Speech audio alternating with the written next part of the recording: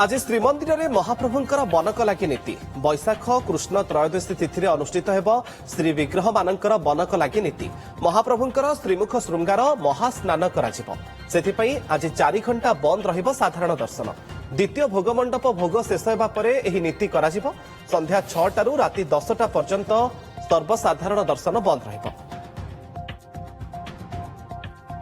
आज श्रीमंदिर में महाप्रभुंकर बनकलागी नीति बैशाख कृष्ण त्रयोदशी तिथि महाप्रभुंकर बनकलागी नीति अनुष्ठित होब महाप्रभुंकर श्रीमुख श्रृंगार महास्नान से आज 4 घंटा बंद रहिब साधारण दर्शन द्वितीय भोगमंडप भोग शेष होगा पर यह नीति संध्या 6 राति 10टा पर्यंत साधारण दर्शन बंद रहिब।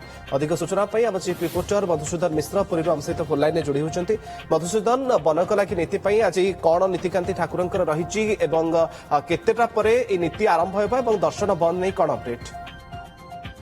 सकाळु सकाळु महाप्रभुंकर मंगल आरती मैलम तड़प लगी अवकाश नीति एवं गोपाल वल्लभ आरंभ हो गलानी। आउ किछि समय पर गोपाल वल्लभ शेष हब पाखापाखि 1 घंटा लागिबो एवं ता परवर्ती समय रे सकाळ धूप भोगमंडप उठिबो एवं भोगमंडप उठिबा परे मध्याह्न धूप मध्य संपन्न कराजिबो। मध्याह्न धूप पर द्वितीय भोगमंडप उठिबा परवर्ती समय रे दत्त महापात्र सेवक माने श्रीमंदिर भितरे प्रवेश करिवे एवं खोलिबो तांकर बनक पेड़ी एवं बनक पेड़ी रे जो प्राकृतिक रंग रही हरिताल हिंगुला एवं ता सहित दीपर कला एवं शंखर धड़ा ए प्राकृतिक रंग रे से बनक लागी संपन्न करिवे। पाखापाखि 4 घंटा लागिबो बनक लागी बा श्रीमुख श्रृंगार करिया पाई।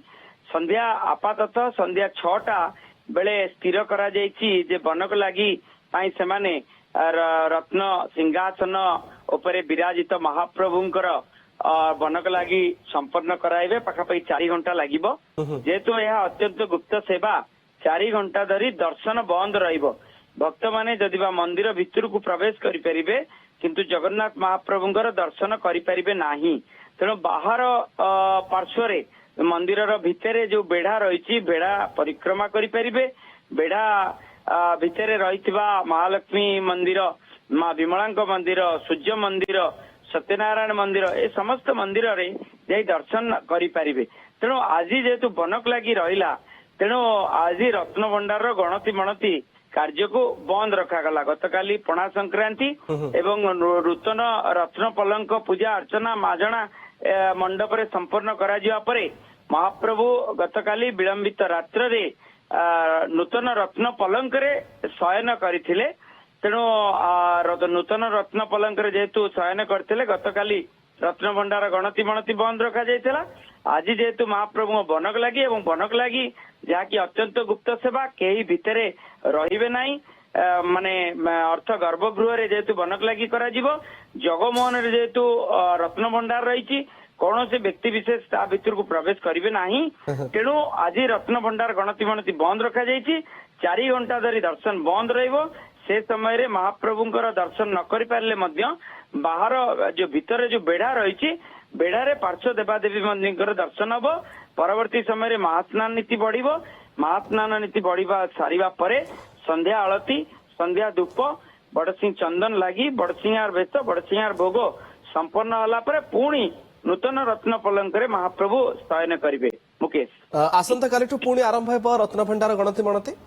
हाँ निश्चित जो निष्पत्ति निया जायतला जो एसओपी अनुसार आसंता काली 16 तारीख 17 तारीख 18 तारीख 3 दिन धरी भीतर रत्न भंडार गणति मणति कार्य करा जिवो। पूर्वरु 20टी रत्न अलंकार गणति करा जायतिबा सतीता निजोग नायक कहिथिले। तेणु आमे कहि परिबा आज 367 एवं 311 रु ऊर्ध जो रौप्य अलंकार स्वर्ण अलंकार आउ हीरा नीला मोती माणिक जहा किछि रहिछि ताहा आसंता काली ठार गणति आरंभ हब।